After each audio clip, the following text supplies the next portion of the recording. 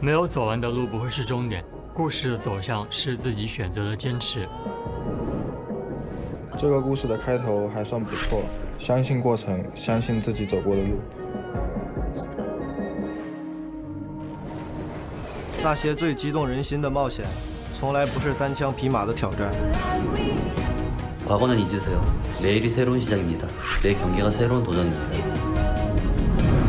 我们愿意为胜利付出许多代价，改变只是其中之一。 어떤 사람이든 현재에 만족하지 않고 어떠한 사람이든 제자리 걸음을 하지 않는다. 过去的荣耀就存留在记忆中，这一抹红色要照亮未来。 为之付出的心血越多，收获的果实才越甘甜。赛场上的事怎能尽如人意？我只想追求无愧于心。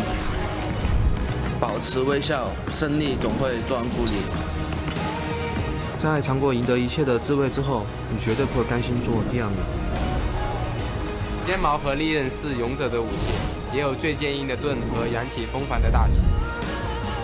如果翻不过这座山， 他们就听不到你的故事。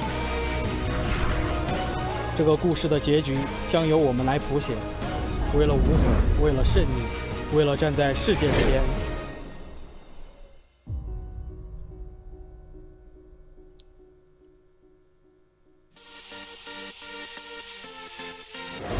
Hello and welcome back to the English broadcast of the LPL. You can see we're in beautiful Xi'an. We've teleported over to Tyrion, not really, but you can see a good friend, Chang Mao, Vincent, on stage right now for the Mandarin broadcast, and the crowd is obviously hyped for this one in the new studio. And of course, WE will be playing against Snake in this one, and WE, of course, christened in their new studio in good old LPL fashion by losing their first game. So we'll see if they can actually come back and actually find a win here today against Snake, since they have been ripped from the home of the Snake Pit. And of course, Condi will be playing on this one. He will be in the jungle. And when you were looking at this roster, and a lot of people were looking at it and being like, okay, the band's back together for the most part. Surely this should be the win coming in. And we even have Infinite Wings as well. Surely this is all going to go well for us. Unfortunately, it didn't in the end, spoiler.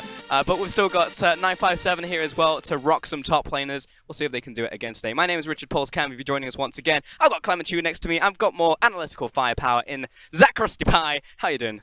I'm doing well. I'm actually just super excited to once again be in Xi'an and not have to go in a little bit during the game as it started. Get to see it from the very beginning, and what a beautiful place that the Xi'an Stadium even is. It's gorgeous. Oh yeah, loving the LEDs in the background as well. Super, super cool. Those are actual castles. They're not LEDs. Oh, there's actual castles? Yes. My mistake. Okay, we'll see if they can actually fight off the battlements there as well. So let's just dive right into it and start talking about this matchup. I'm going to start this one off with WE and talking about their kind of style and their teamfight style specifically. Rusty, take me through what you've seen so far from WE. I mean, yeah, so a bit of a caveat. We've only seen one best of 3 from Team WE. They had a sub in the AD carry position. They will have that again today. But from the single best of 3 that we have seen with the reunion of the team members, nothing has changed. They're the exact same team that they always were. It seems like we're going to continue to have to call them the Elder Dragon team, looking for the 35-minute team fights. But more importantly, not that they're looking for the team fights, that they're slow early, that they're super reliant on Condi early, and that not a lot has changed for them across the board in terms of that early style. But Rusty, doesn't that seem like a bad thing, considering games end before 35 minutes? Yeah. That's a really bad thing to try and do that. If you're slow early, like we've seen teams like Suning Gaming come into this split and just smash everybody in the early game, and it is so hard to come back from that with the deficit, with the meta specifically, with bruises running everywhere. You can't be slow early unless you've really got that backup plan, or you're a miracle maker like Fnatic and your team, the enemy team makes a mistake.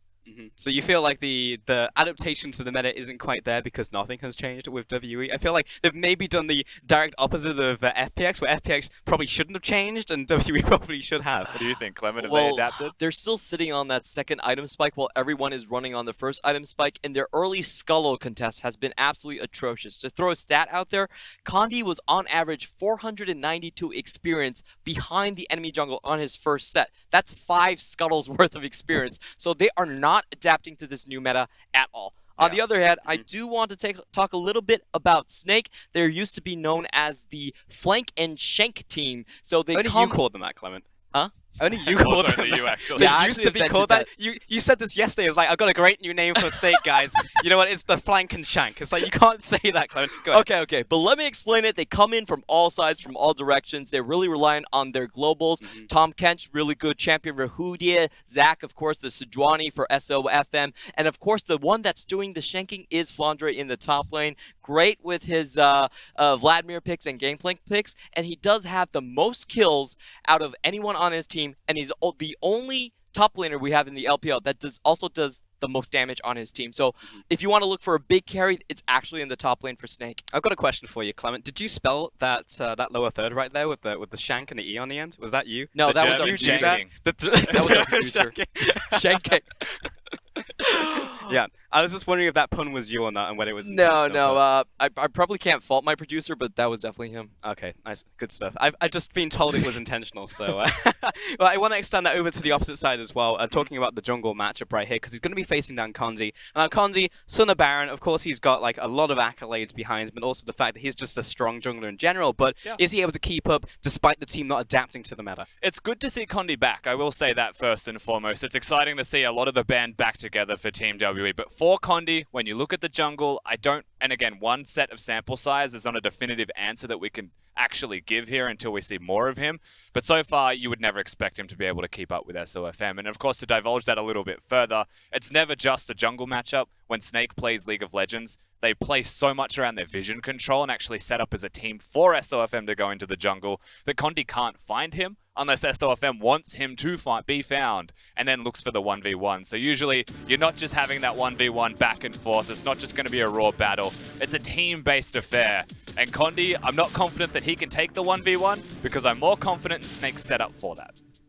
Just to talk a little bit more about these two junglers, they do have a lot of similar things. They're both very known for being creative. Ezreal jungle coming out from Kondi, first one to use it. And of course, Reaper Claws, Kha'Zix coming out for SOFM, first one to play that as well. And they're both so good at stealing objectives. The Son of Baron, that's the title for Kondi.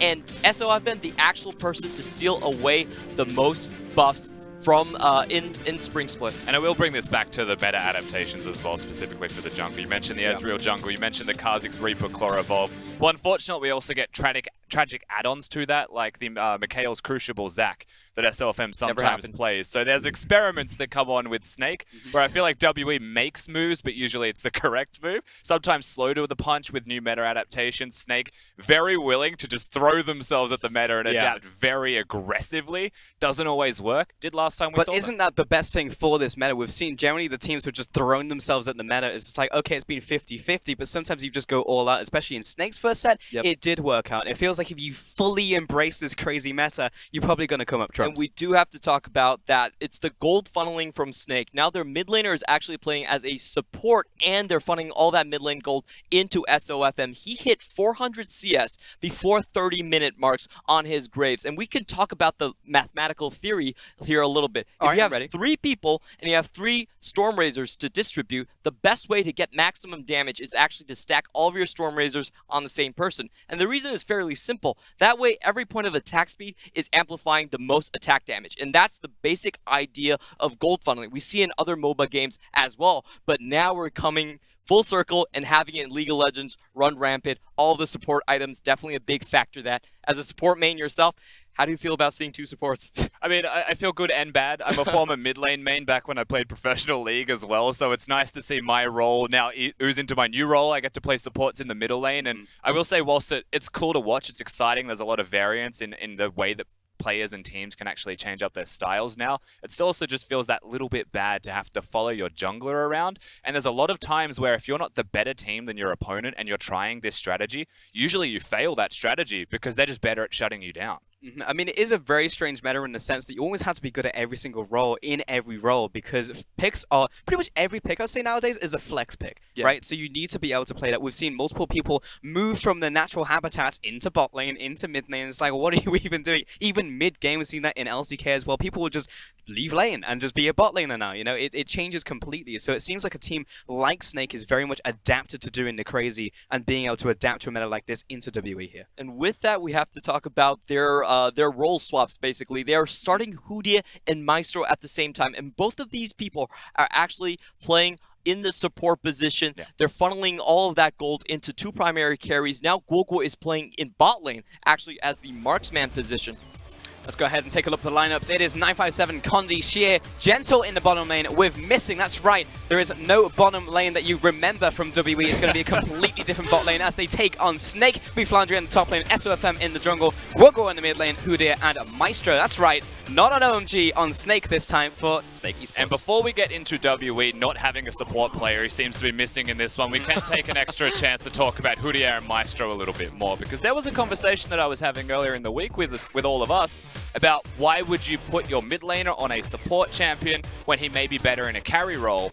Today, Snake, they're the perfect example of this because they're actually starting to support players. They have taken it to the extreme by subbing in another support completely, but you can see how effective it is. Guoguo, whilst he says mid lane on the list, has been playing bottom lane. He's been playing Darius. He's been playing with a support down there, and they've looked very effective doing so, whereas other teams, and I will use SKT as the obvious example for this, are still choosing not to do that. They're playing the Taric for FLICKR, and their jungler is still playing the Master Yi. And what I like about what Snake are doing is they're innovating to the next level. They're saying, okay, we may not want to have our AD carry playing something that is off-role. Let's just put another support down there, swap that support to mid lane, and let him support the jungler, though it is very telegraphed before you get into champ select. Yeah, my big question for WE then is, can they disrupt this style of play? Because we have seen answers here. I think FPX brought out some good answers. Rogue Warriors had some good answers. For FPX, they picked the Aurelion Soul. They pushed the mid lane in, and they denied the counter jungle coming out from the support mid and also the Graves into the jungle.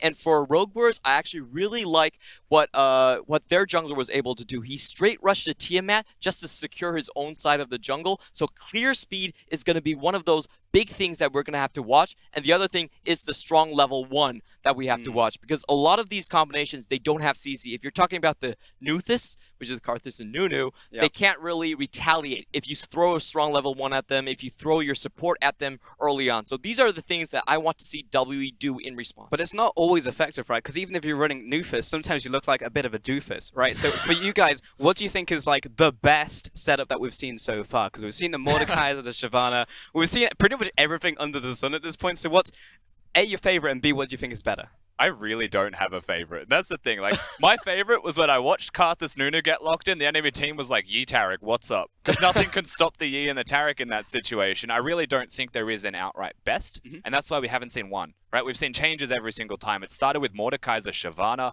went to Mordekaiser Graves. They're constantly innovating, and I think that's a result of, firstly, draft phase being the most important and most volatile thing, flex picks existing across the board through every single role, and being unable to actually work things out until the end, and so they don't know what to actually pick besides what works in the end. All right, it is prediction time. Now, I want to hear it from you guys. Where is your money at? What are you betting? What are you tipping? Clement, kick us off. I'm going with my Snake boys. I've always voted for them. I believe they're going to come out strong, and this is a new meta, so I banked on their innovation to come out. Yeah, with them until they die. Rusty? Look, I made my prediction before yesterday's games, so I may have Team WE on that list. And I'm going to have to commit to Team WE, though I will do so regretfully, because I think Snake is a better team right now. I mean, from what we've seen so far, that would definitely be the case. Now, we do have a special guest actually on the show to give us their prediction. Let's take a look.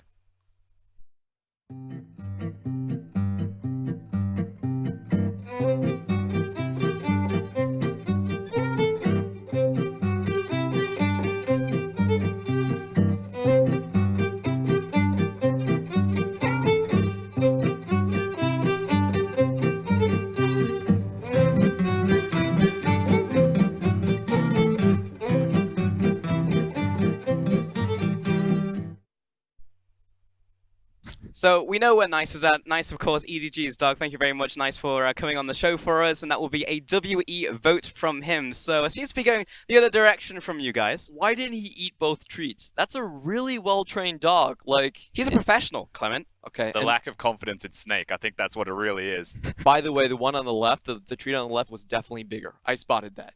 There's more meat on that bone. I don't know about this. We're going to have to get the refs in here. But while we figure this out, we're going to send it over to the casters. Get us into game, guys. Hey guys, we absolutely are ready to, as we are getting into WE versus Snake, and Nice with the prediction, just hopping in to make sure that he's got his opinion as well. Expert analyst. Clement is just biased though. I don't understand what he's talking about meat on that bone. You're gonna have to take a second look at it. Well, they might have some meat to deal with after this, because now WE in their brand new arena, they've suffered through the LPL curse of dropping their first game, and now they find themselves taking on the newcomers of Snake from Chongqing, as they have traveled all the way to try and bring them low. But already Graves and Lucian locked in for WE, and we've already got ourselves a good start with Tarek and Rise locked in for Snake. Wow, these picks are just firing off. So right now, looking at WE's composition thus far, because they really hasn't been locked in, but you would expect with how strong this champion is. Graves, Lucian. This just means that bottom lane is going to be a pretty high focus, but at the same time, you'd expect 957 to go towards a tank. Otherwise, the composition is a little bit more difficult in protecting Gentle and Condi in this endeavor. We're going to see what that will be as Master Yi There we go. Tarek is locked in. I can see the analyst desk all with their head in their hands right now. Look, we haven't seen SOFM pick it up, but we've seen teams ban it away from SOFM consistently. And every single time that happens, he's like, all right, I'll pick Graves, and I'll do the same damn thing. This time around, gets his hands on the Master Yi.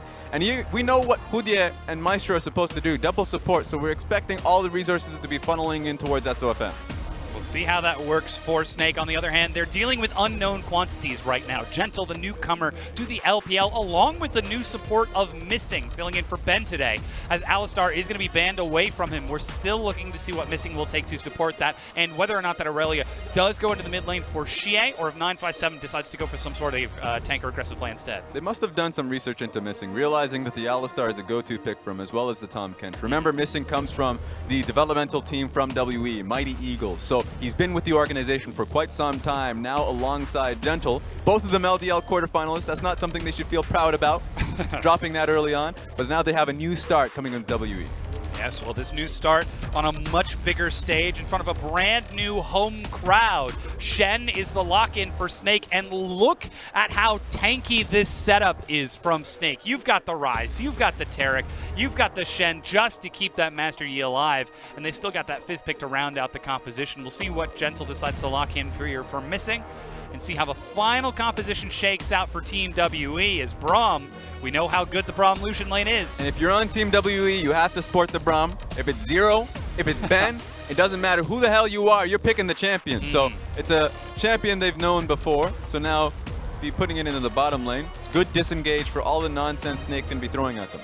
Absolutely. One of the only ways to deal with Master Yi is to stun him. Of course, slows do nothing against the Highlander. That last survivor chasing down every single reset he can possibly get. Ornn is the final lock-in for 957. He's taking that up top, and now we'll see how Snake's composition rounds out with their own final pick in this match of the week against Team WE in their brand new arena, fresh off of a defeat yesterday. WE looking for redemption in front of the hometown fans. And looks like that will be support Fiddlestick, sending Tarek into the mid lane. There we go, double support. Remember, this is a different context to the Graves. Remember, there are two faces to Graves out there. The face that SOFM had earlier on, where he was taking full mid lane wave repeatedly, and there's the second face to Graves, where he's the pressure skirmishing jungler. He doesn't look for constant waves. He's looking to push out the jungler. This time it's going to be SOFM from his camp. So expect early aggression coming out of Condi. Yeah, we don't have the final few champions locked in just yet. It could be Xie taking this Braum in the mid lane instead of Missing. And as we run down the clock, there's just a few seconds left as these champions are about to become locked in. Yeah, Tarek is actually going bottom, and Xie is taking Braum mid into Rise. Yep, mask off. Just kidding. I lied, by the way. Yeah. This Graves is getting a lot of resources. Yes. So it's going to be a 2v2 mid lane, pretty much. So both champions are going to be trying their hardest to get the wave. And that's the thing, man. If you're in a 2v1 lane, you're trying to figure out how do you deal with the two-man mid lane push. Bring an extra friend. A numbers advantage, that's what it is. WE in their brand new castle of a stadium taking on Snake. Their opponents, the Master Yi Tarek strategy, but they're not lined up against each other. It's not the mid jungle, it's coming out of the jungle and the bottom lane, so perhaps a little bit more of a slow start out of Snake unless they unlock that Tarek immediately. Look, remember, whenever we get into Champion Select, because Hudie and Maestro are seen as supports, they will be put in the bottom side of the Champion Select, but when they get into the game itself, it's going to be Tarek going into the mid lane. So that's just how life is. It's just on the observers to swap that around when we get in.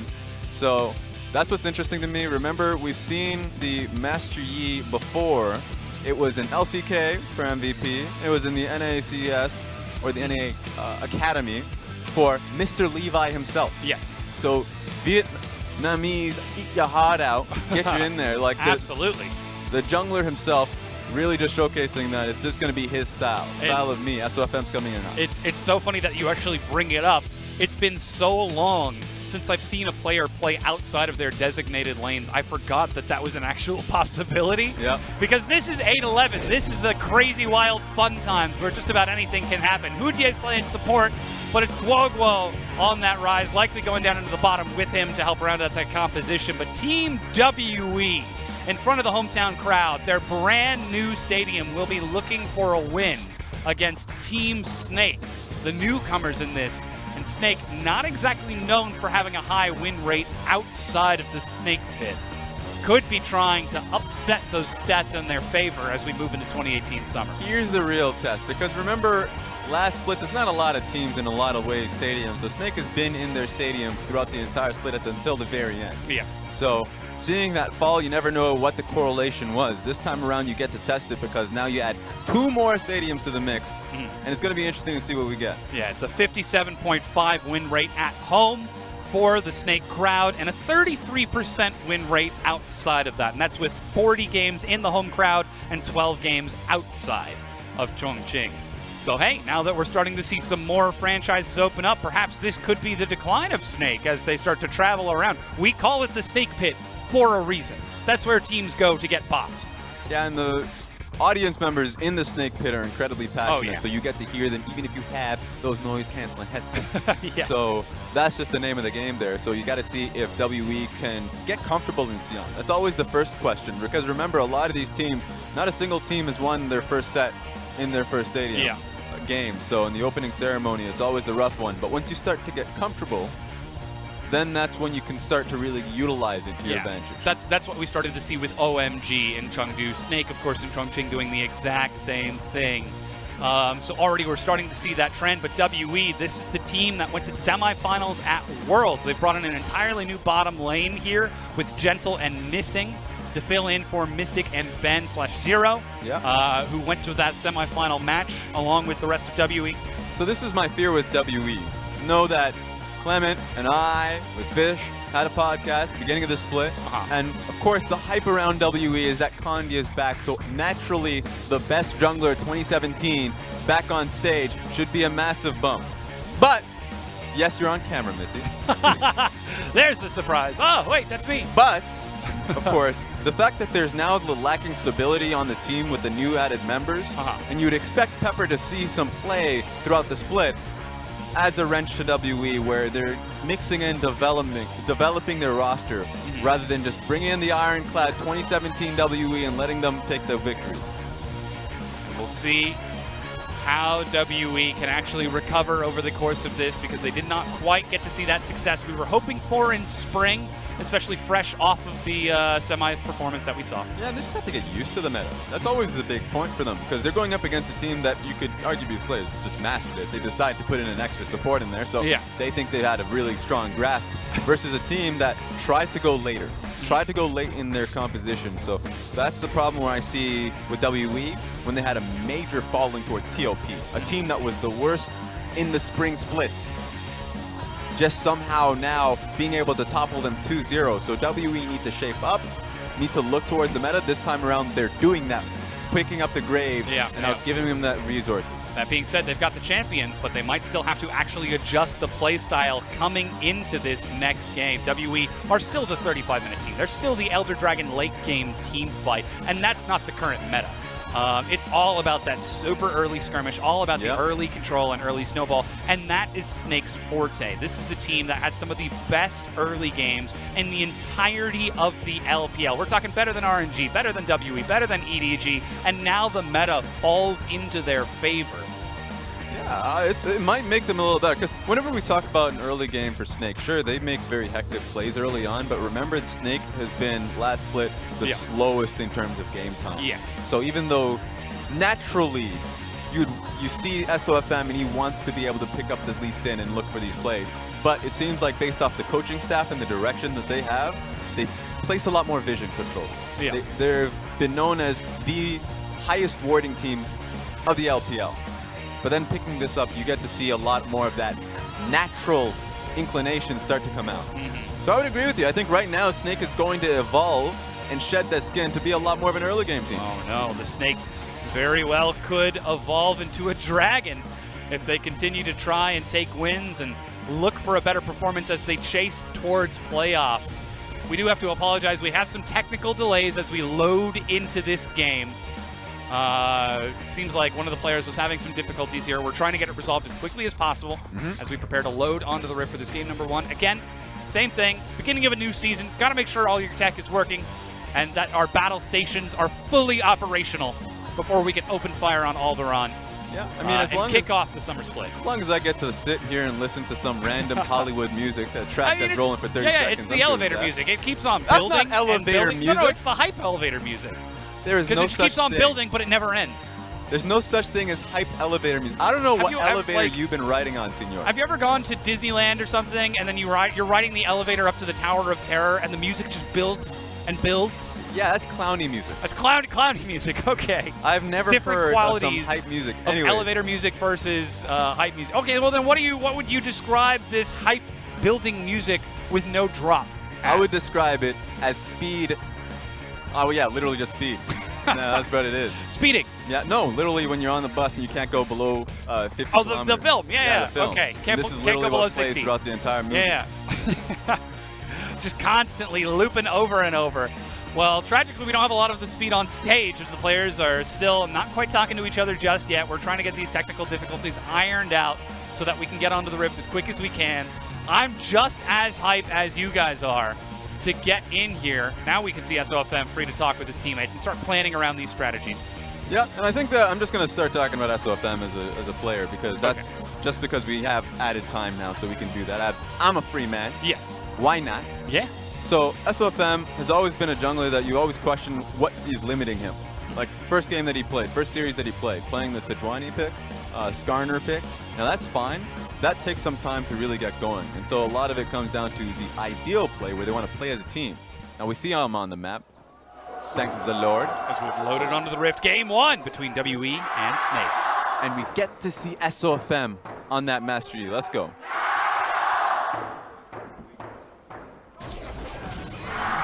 WE invading. I know the crowd is chanting and cheering. You can even hear the drums in the background. But they have found Hujie. That's an early flash in order to escape the concussive blows. Guoguo is still there. SOFM, he wants both camps. Will he be able to get them? Smite from Kandi secures away the blue. And so this is the pressure that we're looking for with the Graves. Graves, Braum, immediately get in there as well with the double tap that you have with Gentle's Lucian. So there we have it. Now, if I'm looking to SOFM, he needs to actually be focused on the mid lane a lot more often because that's free pressure that he can get, free CS that he can get. Meanwhile, Kandi is going to be able to get this push and then immediately challenge the red buff that SOFM is going for. And now is the time. SOFM, you get to experience the invades that Kandi experienced just yesterday, actually. Yep. Happened so quickly. Yeah. A very quick adaptation from WE to take the strategy and use it against them. 957 is taking this Aurelia top into Flandre with some great damage. Even rocking the teleport like a true top laner, not looking for the kill. Now, you'd expect the Shen pick to do decently into the matchup, but remember you need levels here. Get the taunt across with the... Okay, wait a second. That Dazzle missed, but they're getting damage on the SOFM. That's Exhaust. Still the wave crashes in as Kandi is going to catch this experience. So this is just rough. We finally see a 2v2 in the mid lane because both of these styles are clashing and it's the range matchup of Graves and Braum that takes full control. So even though ideally SOFM wants to be able to pick these resources up, it ain't gonna happen. He's gonna have to pick them up under tower or at least try to. That makes it a lot riskier, especially against that Graves and Braum. We've already seen how much damage just a little bit of crowd control can do as missing. Taking this Ornn in the bottom lane, Minion Dematerializer and Magical Footwear, along with that Chrysalis and Bone Plating. Plus Guardian as well, so he's playing the full support role on that Ornn. Well, with the exception of Ignite. Yeah, so I mean, Ignite, it's always just for the pressure of the bottom lane. Yeah. So best thing about this new meta, 8.10 and forward, now that it's 8.11, is that you push out mid and you still have the experience to go for Scuttle Crabs as well. So double Scuttle Crab picked up by WE on both sides means that easily, once they push out this wave, they can start pressuring towards each camp and always have a getaway strategy. So it's going to be on towards SOFM that finds a way to combat that. And that's going to be hard to do so with both of his side lanes getting pressured now. We've always called him one of the most creative junglers because of his pathing, how innovative he can find his ways into the enemy jungle and invade and steal away camps. Well, he's up against Kandi and Xie on Graves and Braum, who are just as aggressively pushing back. And by constantly keeping this mid-wave pushed in and constantly maneuvering around, they're not giving SOFM an opportunity, an opening, to look for the invade on the opposite side. And we're starting to see how these strategies clash. The Graves Braum against the Master Yi Taric. Yeah, and so this is just the first time we get to see WE really have an early game this split. So that's fantastic to see. The criticism that we had for them against TOP is that the game just ended way too quickly.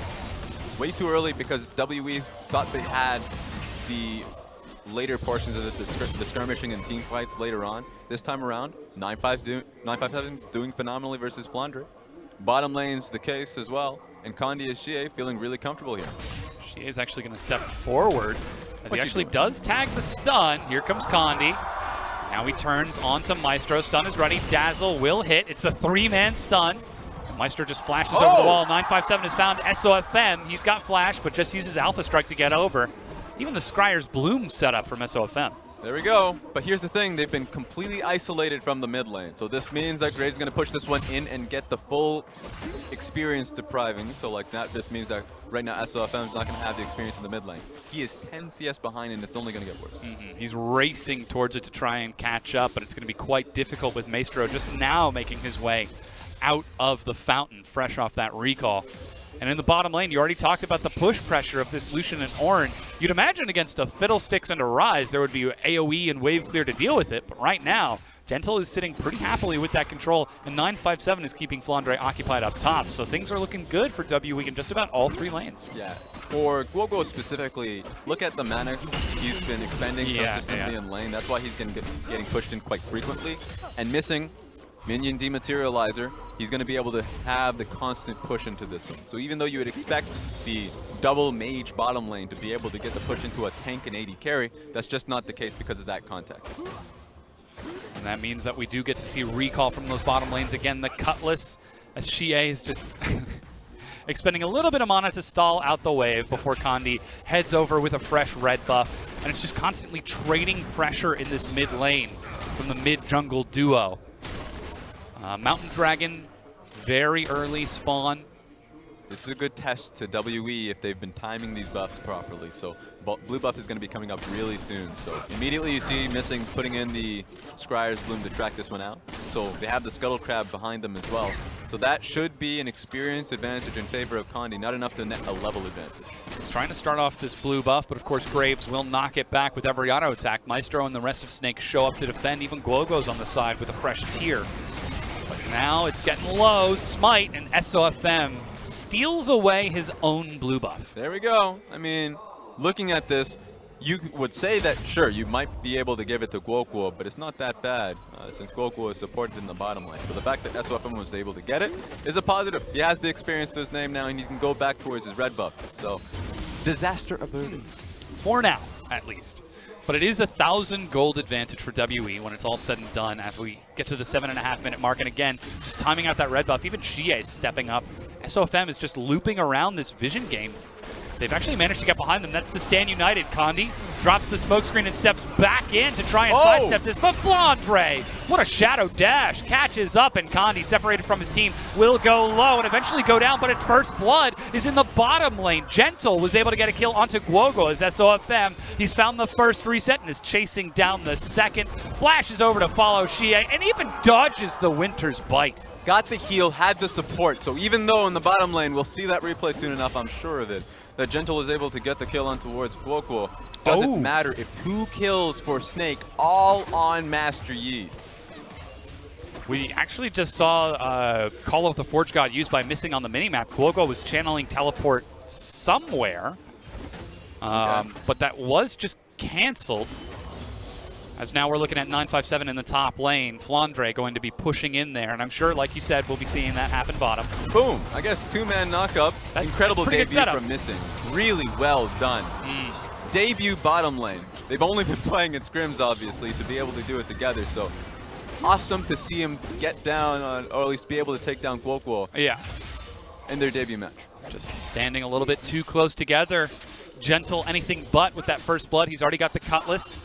Healthy number of CS ahead of Guoguo as well, as he is about 16 up. Now Condi will continue to catch this wave in the mid lane. Still seeing the CS advantage, but the 2 kills to SOFM should more than make up for it. And there's the SOFM we know and love. Well, once he's finally gotten the push, this is the first time in the lane he's able to do just that. So red buff to his name as well. SOFM is finally, I would say, in the lead just because he's got the extra dagger and boost to his name.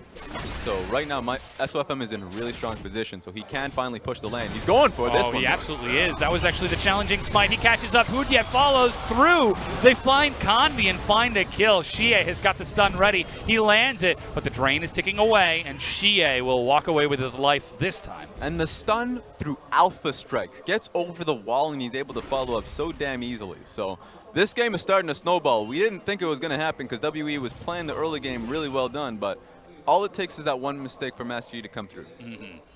And picking the correct target as well. Not the tanky Braum in that mid lane, but instead that Graves, the one who's got no resistances. You can see the rush towards Merc Treads coming out of Condi after he finishes off that jungle item, to try and recover and prevent any more stuns from locking him down for so long, as 957 keeps FLICKR busy up here. And this is what's important about this game. Suddenly, because SOFM is strong, Snake's win condition is so much easier, and is surrounding the fact that now FLICKR has an out in this lane. He's been getting punished in this lane pretty heavily. Sure, he has 2 assists because he was able to help out earlier on, but it's going to be harder for 957 to pin him down. FLICKR will have ulti soon, and all it is just utilize SOFM to go down the bottom lane and protect them with the Shen ulti on top of the Taric ulti. There is no tower that should be able to protect WE's bottom side. We'll see whether or not that's going to be the case, as it's constantly pushing and pulling back in this mid lane. SOFM and Condi trying to hold their ground against the other, as these junglers in the mid lane, what a meta. Love me some 8-11. Condi and Braum, Graves and Braum have a little bit of the faster push right now, so they do have some more freedom and mobility, but SOFM, like he said, starting to pick up some speed with his own clear. For the average player, you don't get to see a lot of this in your own games, because it is really just based around proper, I guess you can say duo queuing. If you want to duo queue it, do it, fine. Then you get the Karthus Nunu, that's which, nice. by the way, I believe should be like Karthump or Karthnu. I hate these duo names. I feel like they're so, like, if it sounds good, it sounds good, but like, dude, this sounds awful. There's the Taric Master Yi. He might be stunned, but there's no stopping him. Oh, goodness. That's exactly what we expect out of the duo. And let me tell you, all you WE fans out there, this is only going to get worse. So we talked about towers not meaning anything at this point for it, because as long as Shen ulti exists and Taric ulti is there, SOFM should always be looking for proper dives. And it's on WE to abandon these towers, back up to the next one, and trying to defend yourself and get enough resources so you can fight in the next fight. So right now, it's all on, I would say, Gentle has a kill to himself, has Blade of the Rune King, wants to go to Essence Reaver next. Once you get those items, you can look towards these 2v2s right. This is hilarious, by the way. They're just literally standing until they show themselves. But it should be Gentle right now who's the win condition, because he's the only one doing well in the map. And that puts a lot of pressure onto the new player for Team WE, as FLICKR, oh, doesn't stop the recall. But again, this is Gentle. This is the new guy. This isn't Imp. This isn't Mystic. He's got a new support of Missing as well. And while it is Missing's LPL stage debut, we got to see Gentle last night, day 2, and suddenly, when your 2 experienced players of Condi and Xie are the ones who are suffering, and it's onto the newcomers to put in the carry work. Quite scary. Feels bad as an AD carry if the rest of your team is doing quite poorly, and it's on you to stop yourself from getting dived. That didn't happen. I think that Gentle played quite well under the circumstances last time around. And remember, the best thing I think Gentle has in favor of him during the LDL is that he CSs perfectly. Average is higher than 10 CS per minute. And sure, you could say that in a better environment, going up against more competitive AD carries, that won't happen because you have to think more about the trades in the laning phase. he doesn't have to worry about that this game because he's trading up against Guoguo. So going up against the mid laner and a Rise Fiddlesticks no less, it's easy for him to try and farm up as perfectly as possible. Get out of there! Oh, not again. There's no Cosmic Radiance, but actually that's the knockup, and the AoE. SOFM is going low, but he's healing up Exhaust. And SOFM is out of there. Maestro flashes away, but gets stunned on the way out. That flash was used early. Dazzle is sidestepped. Can they go for the dive of their own? No, they can't. All right, I mean, Maestro and SOFM think they can go forward. Dark Ultimate wasn't going to go through at the time, so just wasn't available. So really unfortunate overall play coming in from Snake, but they do recover. They're going to come back right mid lane. Maestro's over the wall. That's the Alpha Strike. SOFM wants some more. The Dazzle and Shadow Dash from Flandre as he groups up. Even Guoguo is getting in on the action. His teleport is canceled. Somebody's got to finish it off. Finally, Guoguo. Realm Warp to try and catch up as he eats some damage. But Xie, wow, did he actually just block that Spell Flux? Because Rune Prison is point and click. Yeah, he didn't Rune Prison. So that must have meant that he got barely out of range. Yep, it was really close, really close. Xie able to escape, but somehow Snake, after taking the engage, losing it, decided to turn it around with the collapse from Flandre and get the kill. That's the thing. Flandre, proper communication. Recognized that he had the push in lane because he had Tiamat into the matchup, so moves towards the mid lane to get it working for themselves. So by the smallest of margins, they come out with a victory. Yeah. That red buff providing enough regeneration to SOFM to get him back up to full health. Well, at least enough health to try and take that fight. What's going to be rough right now is the fact that SOFM is looking towards his Quincy's Rage Blade. So, I mean, rough for WE because it was harder to get him off of before.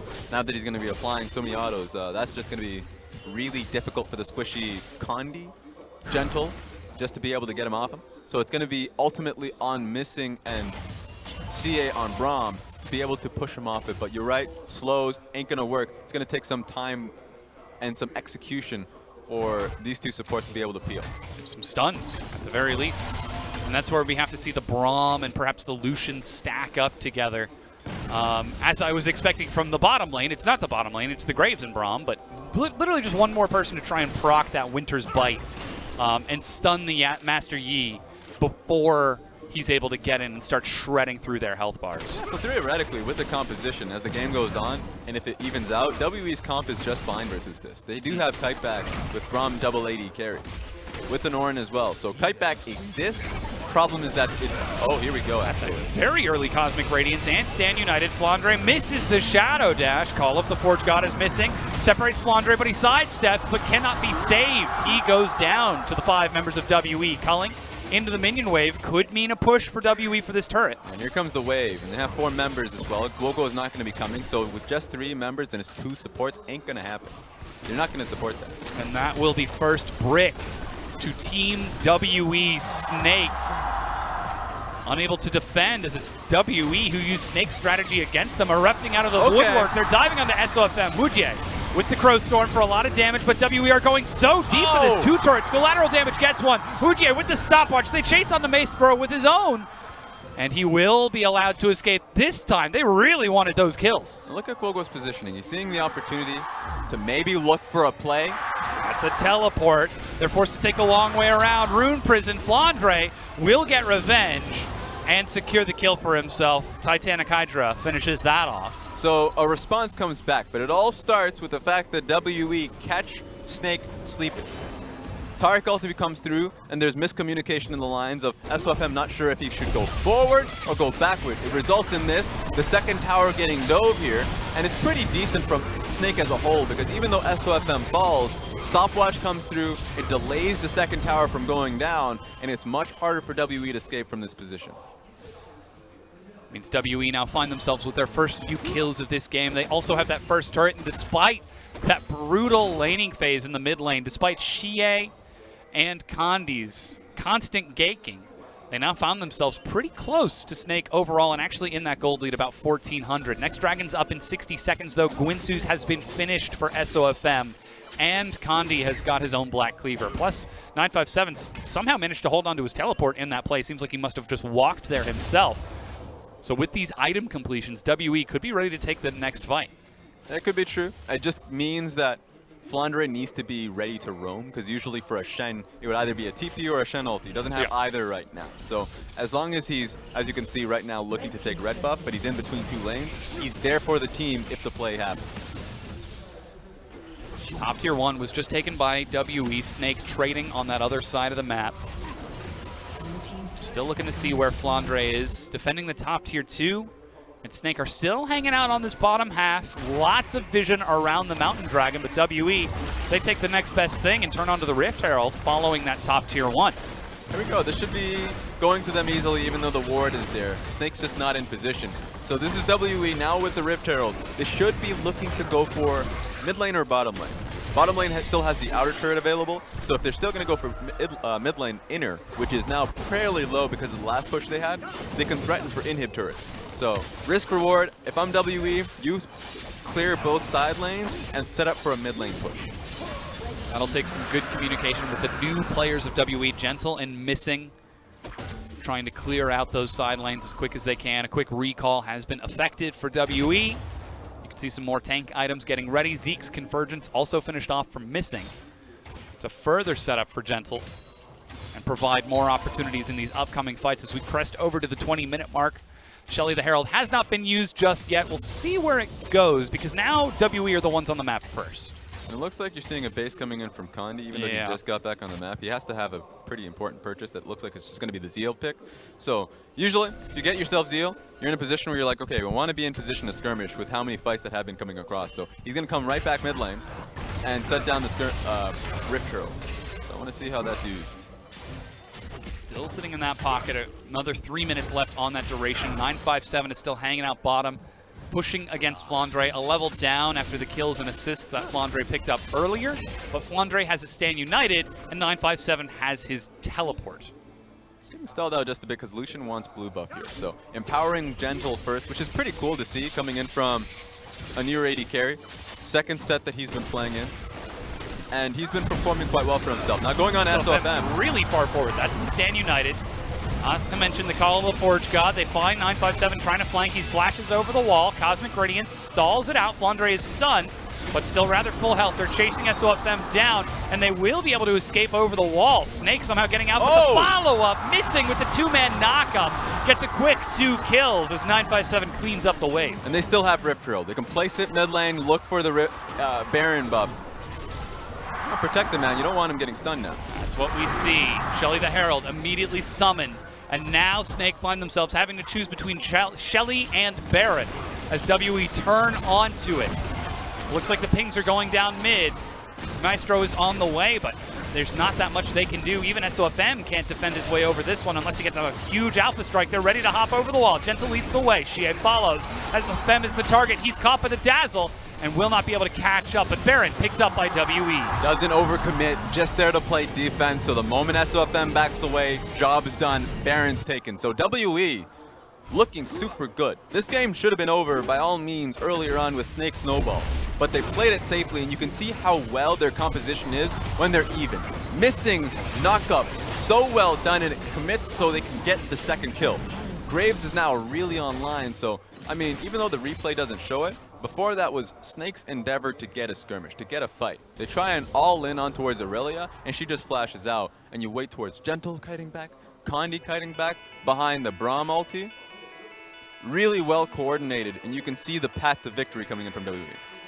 Certainly paving the way for them now that they've picked up that Baron. The Elder Dragon team, the late game team fight team, is taking a different strategy coming into this 8-11 meta after their defeat yesterday against TOP, and it seems to be working out for them against Snake despite the rough start that they found themselves going into, especially bringing in Gentle and Missing to try and round out that bottom lane. And WE's been known as a team that can recover when they find themselves in early deficits. That's been the motif for them, I would say, in 2017. That, yes, they're a team that tries to go for the 30-minute, 35-minute plays, but if they fall behind early, they know how to turtle and get their way back into the game. Yeah. This time around, I wouldn't necessarily call it a turtle because it happened pretty quickly. Yeah, this is not a turtle. If this is a turtle, this is like a, what's it, the Snapjaw turtle? Oh, yeah. The really angry ones? The ones you don't want to be anywhere near. Yeah. And so that's what we saw with WE, is that they found ways to just move away from the Master Yi. Find ways to kite back and it mostly involved of a third-party member. It's not just the Graves and the Braum. A lot of the times you saw top lane coming in. 957 coming in. Missing with the Call of the Forge God. Exactly. So it's nice to see that so they can buff up the mid lane so they don't fall behind. Also, I think I might have just realized why Missing has his name, especially as a support. It's so that when he roams, it says Missing is missing. That's excellent. I'll take that. In the chat. Gives a new idea for a name for Rusty. Yeah, we do have the quick pause, as you can see on your screen. We're going to try and get that resolved as quick as we can as we look to get back into this one. Seems Condi is having some trouble. He's like, I didn't get the kill. I used the collateral damage. I didn't have enough damage. Why is that? Yeah, you should. Calls in the ref. Please. Take a look at the math. Look, I do 7,000 damage with my ultimate. It didn't kill him. Explain this to me. It's like, oh no, that's only 700. My mistake. So we'll get that resolved as quick as we can. Snake now have to find themselves defending and recovering against an accelerated Team WE. And that's something that has always been a struggle for Snake. We call them the early game team, some of the best early games in the LPL. But like we said, their game times on average are some of the longest. They don't close out in the early game. They close out in the late game. Their mid games are statistically some of their weakest periods. And now they find themselves against an accelerated WE in that mid game. And historically in the past, it's based off of the poor decisions, poor calls that's been coming through from Snake. So this game, you could say it's fairly similar, where I would say one play that comes to mind in this one was the Master Yi going forward when Tark doesn't have his ultimate. It happened in the mid lane. He had to be pushed out. And it felt like in these windows that Snake had, they try and greed out for particular plays. You say, greed, no, Master Yi, 4 kills for himself. He doesn't need a Tark ultimate. Greedy? No. And Never. So you just see them, a play that would work out versus the lower echelon teams in the LPL. Against WE, they know how to play around it. So that's just a lesson that they have to learn throughout the series. We'll see if eventually Snake are able to learn their lesson. SOFM, one of the greediest players in the league, most known for his invades, constantly diving into the enemy jungle and stealing camps away from other people. But now he's up against WE, who are able to clear and hold their waves as we make our way back onto the Rift. Baron still sitting happily in Team WE's pocket. You can see about a third of the duration has ticked down, so still about 2 minutes left for WE to try and break down some remaining turrets. Already 2 members bottom, looking for tier 1. Yeah, they have one more play in their pocket, which you can see where Lucian is right now on the map. So that means that the play is going to be catered towards bottom lane. Condi is just taking the full experience there. So 4 members strong of WE now battering through bottom side of the map. It's going to be Snake that's focusing around mid lane. It could just be a race. Yeah, meanwhile, pings to defend that mid-tier 1. 957 falls back and gives it up to the quick jab from Snake. While WE are winding up for the haymaker, they swing and they take not 1 but 2 turrets. Flandre going for another jab on the opposite side, trying to take top tier 1. He's got teleport and stand united, but already bannered cannon Baron minion up to this inhibitor turret. You always wonder if they're going to go all committing towards the race, just because this was a poor call in general if they're trying to defend. Losing the inhibitor tower because they weren't prepared, in position. So WE, they might actually just go for the inhibitor itself. Could be looking for it. 957 is still pushing forward, and the mid-tier 2 was just taken by 957. He's got his own teleport and is close enough on that Aurelia. And you can hear the crowd chants. Realm Warp going to cut them off from behind. 3 members going in. Crowstorm from the front. Cosmic Radiance as they stack up, and it wears off real soon. Flandre joins the fight, but it's a knock-up in the front. WE kited out. They find the kill onto SOFM. They find the kill onto Flandre and chase down the rest. Quo go over the wall. He's got nowhere to Quo go. And instead it's Hoodye running back to the fountain. And he will also fall for the ace of Snake and WE. They show that the Snake Pit is what gives Snake their strength. In their brand new arena, they turn onto the Nexus and take their first win in Xi'an. Patience is the name of the game. WE were patient enough to weather the early game storm. You can hear the crowd, and it's because they ended up taking that game 1 victory. 957. Looking very happy after that victory. The game 1 win in front of the home crowd. You can hear those chants, absolute volume, as that's being picked up. And still, with this win, WE are showing, hey, while we might be known for being the late game team, while we might be known for being the protect the carry, late game team fight, now that we've got Condi back, we've got the sword and the shield. We don't just sit back and wait. We can jab back on our own. Yeah, I really liked what I saw there. mid-game responses from WE to catch the game back in their favor. And also the early game bridge from Gentle and Missing in the bottom lane. Because had that lane fell, and we've seen a lot of developing players start out their first game and do poorly. They started out by having a solo kill in the bottom lane. So that's a very strong play from them. So it allowed WE to be like, all right, we can leave them alone for now, and we can just focus on trying to keep Condi and Xie alive. That's what happened. It absolutely worked out. The 3 veterans for WE with the return of Condi show that they've got some strength, and now WE find themselves up in this series against Snake, bringing out the Taric, Master Yi. It worked out in the early game, in the early laning phase, finding those kills, diving the turrets. There's nothing you can do to stop that Master Yi, despite the attempted stuns coming out from Xie on that Braum. But where they fell apart was in that overextending, the constant greed for more kills, the need to snowball. Because if you look at Snake's composition, there's not a lot of flexibility to scale into the late game. Master Yi either snowballs and wins the game, or you just about lose it. Yeah, I would say that for them, they should just value resources a little bit more. Ultimate's a big piece. If Master Yi wants to go and you need to know when the Taric has his ultimate. It's just the basics of that, and I think that's what really fell through for the team. I think that going into the next game, they can still utilize this strategy. Teams have been banning against them for a reason. So that's just the lesson that I want to see. I don't want to see any changes in draft. Okay, well, hey, we'll have to see if that's going to be the case. Of course, now it's time for our analysts to break down that win from WE. Thank you so much, Dom. And indeed, we will be breaking it down, starting with the draft. And I think there's a lot that we need to talk about, gentlemen, about the draft, because we will definitely start on the champion select screen. We're like, I still don't know where all the picks are going right now, to be honest. Yeah, for sure. So let's go ahead and take a look at it. We see the Grey Solution, the Aurelia, Braum, and Ornn coming out. So clearly, there has been some adaptation coming out of WE. That was our criticism of them coming into the set. And then Snake, whatever this was, went onto the Rift. And for the start of the game, it looks good. It looked really good for Snake at the start of the game, right? But bringing it back to WE's draft, we have to celebrate that they adapted. You know, they went into the first set. Maybe it was that they were nervous. Maybe they just wanted to be really comfortable coming into the first set, but none of it worked. They come into the second. They put the Braum mid lane. They give Xie a supportive champion. He'll play like a supportive champion anyway. He loves his Lulu, loves his Karma, plays all of that. So it's nice to see him able to adapt freely to something like the Braum, even flexing on his opponents, putting the door backwards to taunt them and showing him his behind on the way out. So very confident play. What I really like about WE's draft is their reaction to the Master E, full-on Master E composition in the second half. You could see the Braum and Ornn being taken as well. So in the later stages of the team fights, Master E actually had a lot of trouble getting those auto attacks off. There's just way too many stuns off onto that team composition, and I think they did react very well to the incoming comp. That's the big thing for this, though. The last time we saw Master Yi Taric, or the first time I saw it, was in the LCK, and it was against the Karthus Nunu. Nothing's going to stop that Yi from auto-attacking. You need hard CC. You need hard crowd control, and they have so much crowd control in their composition that SOFM had a nightmare.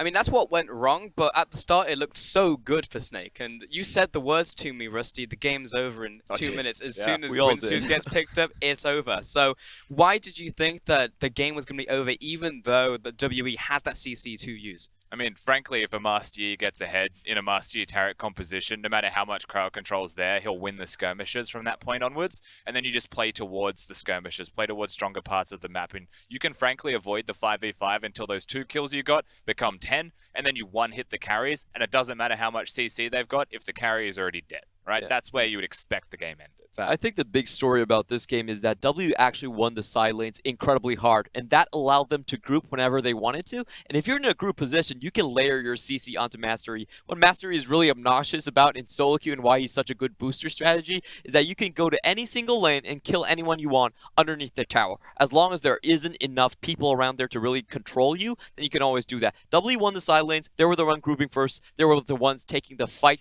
over to Snake. And Snake didn't get the opportunity that Master E really wanted, running people down. I know you were both talking about this as well, actually, but for me, the Aurelia shouldn't be outright winning the top lane. It's actually not one of Aurelia's best lanes right now. In fact, it'd be the worst of the 4 roles that she could potentially play, yet 20-odd CS at level 3? Like, how the hell? I mean, level 1 basically was the name of the game. Gets the push advantage, hits the level 2 spike, punishes the Shen at levels 1, 2, and 3, and Shen just needs to hit level 2 and 3 to win the lane. Literally, all you need to do is get to level 2, but he wasn't able to, Clement. The big thing is he stacked on the second wave, pushed it into the tower, and then made a freeze come back into the lane. So he was able to deny 2 waves by 4 minutes, and that just pretty much set the deal. If you do that to any top laner, you automatically win that lane. Yeah, it's just game over from there, lights out. So impressive stuff from WE, and I want to shine a light on the bottom lane because we've got 2 new members coming in essentially for them. And I think they did pretty well. I mean, you said it yourself, the side lanes won super hard, and part of that was missing. Yeah, I mean, at that 8-minute fight where the Master Yi does get 2 kills at the exact same time on the bottom side of the map, Missing and Gentle are getting themselves a kill of their own. They're snowballing very well, and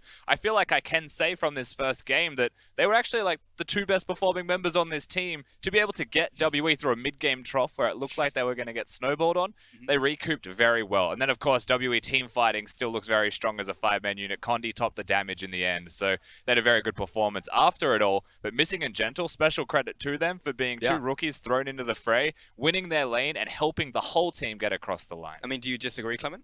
I just really don't want to see Rise put in that bot lane anymore. I understand it's Gogo's best champion, and they had that cool moment with the Realm War party surprise in, but it's just such a weak lane. Going Rod of Ages into tier first, that like when everyone is fighting around your first item range, like we haven't seen a Rise in the bot lane actually do well, ever. Like it's only good as a Vladimir counter like we talked about, but otherwise I really don't like that lane. What do you want to see instead then?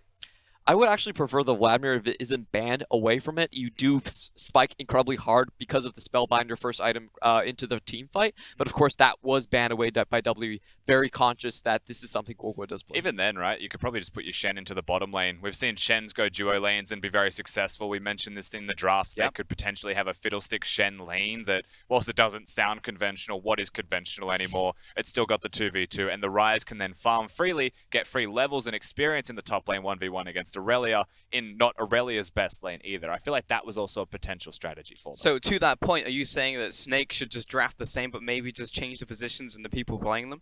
Yeah, I actually think this game was actually lost by the execution. That's the big thing they need to take away with it. And the other thing is probably just the level 1. The level 1 strategy from W came out incredibly hard. They had the hard CC. They locked down whatever Mastery wanted to do. They didn't allow him to get both of his buffs very comfortably. So be careful of level 1, and you have to play the side lanes better. That's just the recipe is there against the Tariq Yi. Like, it's very obvious what you should be doing, and W did it very effectively up until the end of the game as well. Just run away from the Tariq Yi. If Tariq presses the ultimate too early, just disengage, wait for it to fall off. If the Yi loses the ultimate, loses the resets as well, very easy to win a team fight afterwards. And watching WE use all of their crowd control, just walk backwards and then go forwards again, was very impressive. And it started at level 1 by taking away camps, denying him control of the map, and making sure he stayed just a little bit further behind. Yeah, it really was a lot at level 1, even though it looked dire for the first like 8 to 10 minutes of the game. You're right, the setup was there, and it took a long time for it to come to fruition. Actually, a lot of that came out from our MVP, 957 in the top lane, taking this one on his Aurelia plane. And to be honest, I would just give it to him for his level 1, more than anything else. Those first like 15 seconds of the laning phase, probably netted than this one. Yeah, he definitely did win the lane on his own, and the last team fight was also incredibly crucial, where he did knock out most of the members onto the Aurelia ultimate, disarming everyone. Last-ditch attempt from Snake going in, but not really hitting any of the carries. Lucian able to disengage from this fight, and just look at that Aurelia cage. There is no chance that Snake is going to re-enter into the backline by then. Yeah, of course, if you can stop SOFM from auto-attacking, or even threaten that. We've seen earlier in the game, he was flashing out of the arena that Aurelia places down, and he was super snowballed, so high damage coming out of him. If you stay in the arena, if you leave it, you can't attack, then what's an SOFM to do? Yeah, really nice place. Maybe thinking about that old Snake prediction there, Clement. But either way, just want to also shout out the Xi'an crowd. Got some really nice stuff coming out. I was seeing some chants in there as well, actually pushing it to the traditional sports. I like it. Anyway, we are going to take a quick break, but when we get back, we're in that second game between WE and Snake. 过去的荣光就留在记忆中 ，WE 要追逐新的胜利。